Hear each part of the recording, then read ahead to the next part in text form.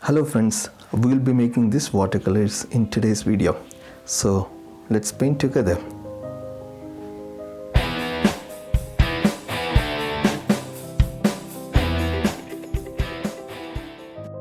We will be using this reference, but we will simplify and change the color scheme, right? So let's make a very simplified and quick drawing of it. We might move some of the elements here and there, and I'm planning to change the color scheme to little bit of to create certain amount of atmospheric feel.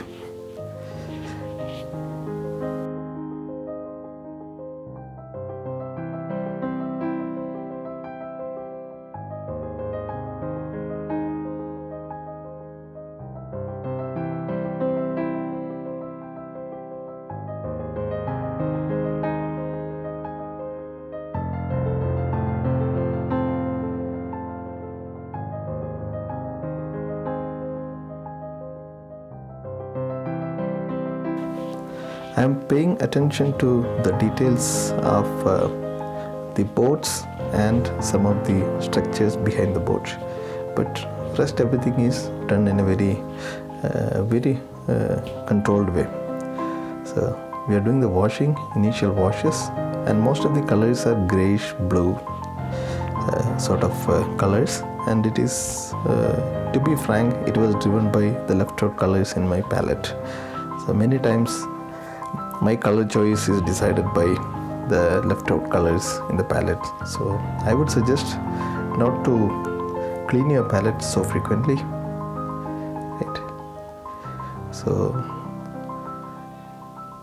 the sky and the rest of the painting also will have a similar sort of a color palette.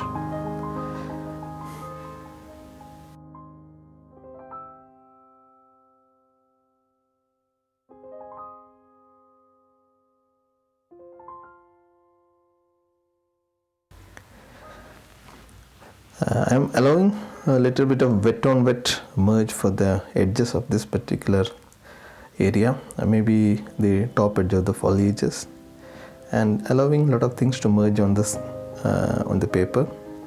And the colors I use are a little bit of a dull blue. By that what I mean is that I mix maybe cobalt blue and little bit of burnt umber, maybe touches of red or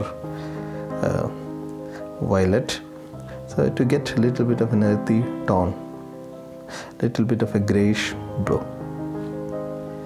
And at the bottom edge where it is surrounding the structures, I am showing more of hard edges, and towards the sky I am making it softer edges. So the idea is to get a mix of hard edge and soft edges.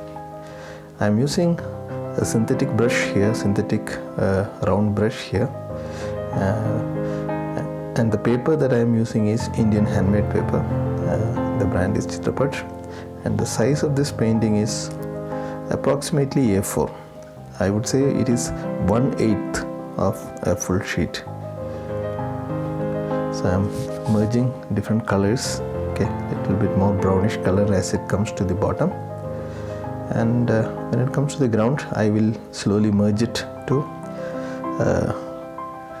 yellowish brown, maybe warm brown sort of a color that will suggest the land.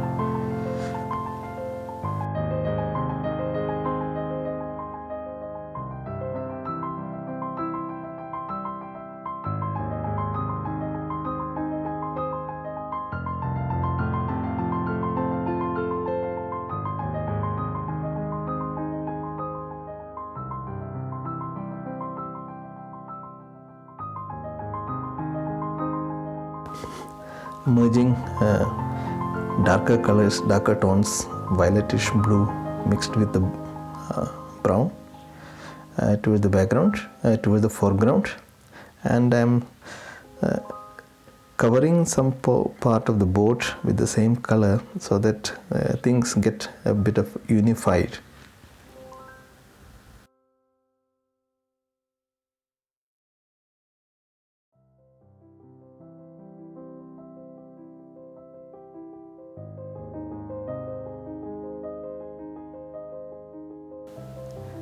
little bit of warm color for the structure, and in the reference also you can see it is a warm color.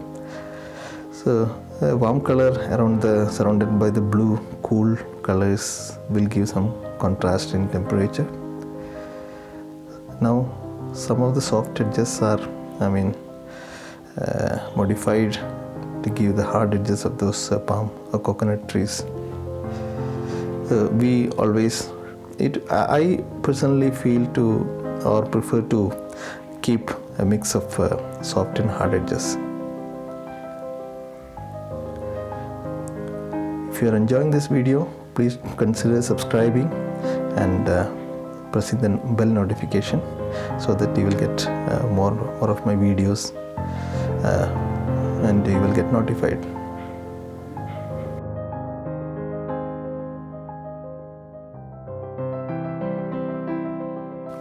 A little bit of splashing in the foreground to create some texture.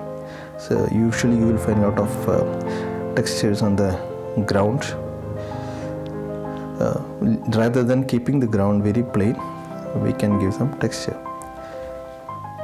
Now with a lighter tone, so let us create something at the distance that will add depth to the image.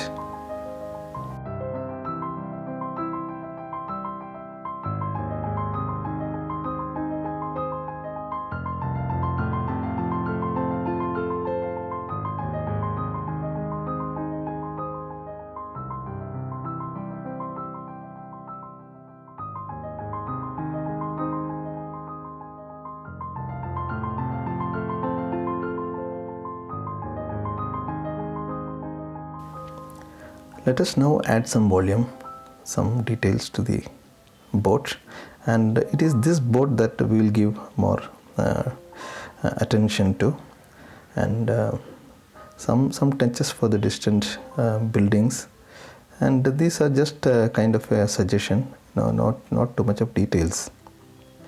We just need to suggest the backgrounds.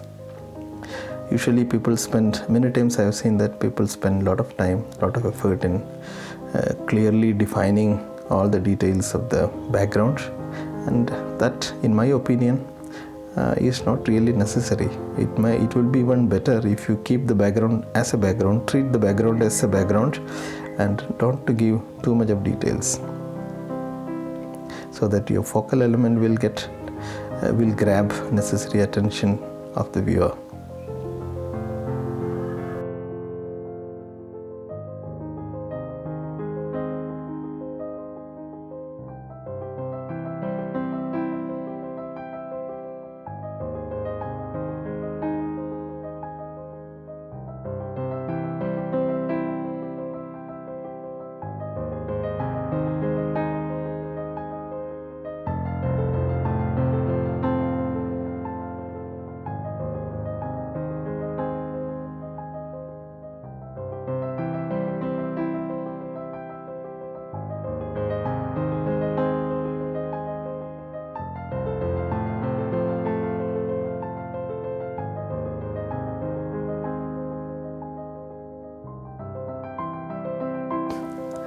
Shadows are very important, so particularly for the key elements you should provide strong shadows, and it is the shadows that will make the object pop and make it interesting.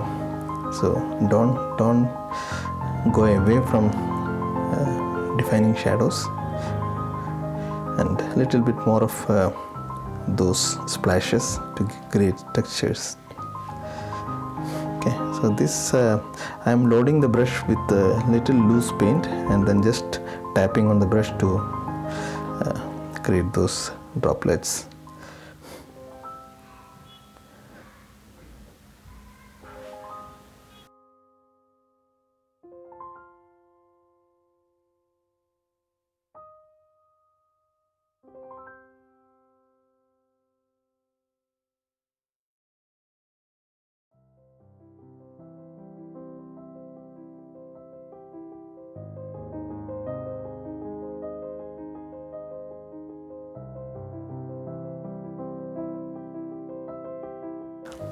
I think we are pretty much done with the boats, and so we can add some figures to add more interest. Usually, I personally feel that adding figures can create a lot of interest, and it can make connection to the viewers. So the viewers get easily connected to the image if there are figures.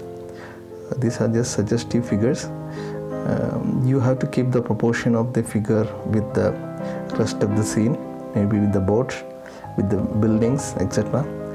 So there should be a kind of a proportion relationship, and don't have to give the details. If you want, you can also draw the image first with a pencil and then do the painting. But if you're confident, you can directly sketch it with watercolor.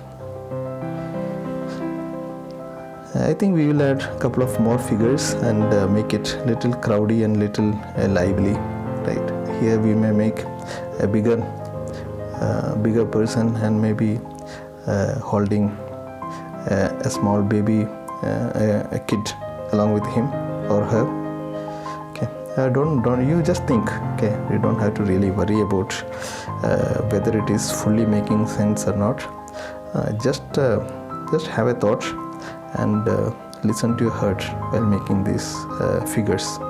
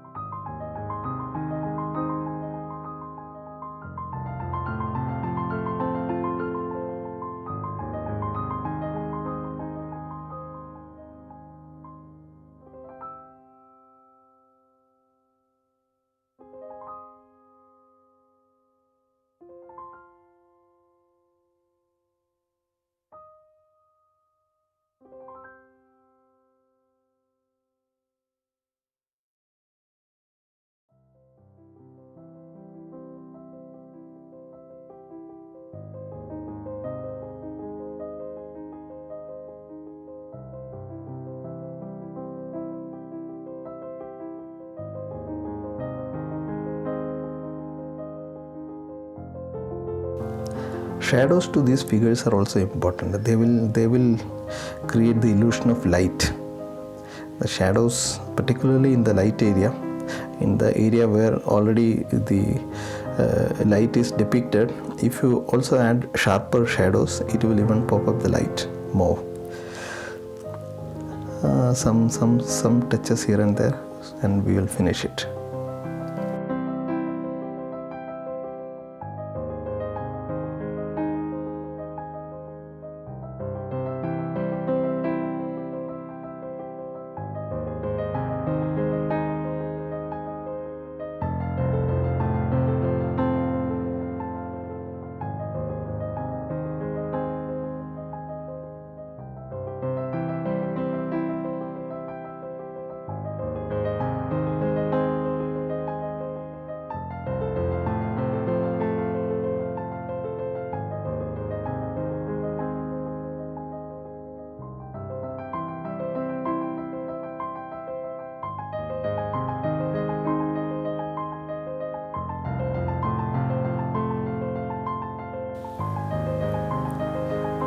Some touches here and there, in fact some white, thick white touches will give some highlight on the head and shoulder, and that will make these figures even pop up. It's a good idea to use the white touches. It's white watercolors in a very controlled way. You may easily overdo it, so be aware not to overdo this. I think we are pretty much done for this particular image, and it is reading pretty okay. So we will soon sign and finish it.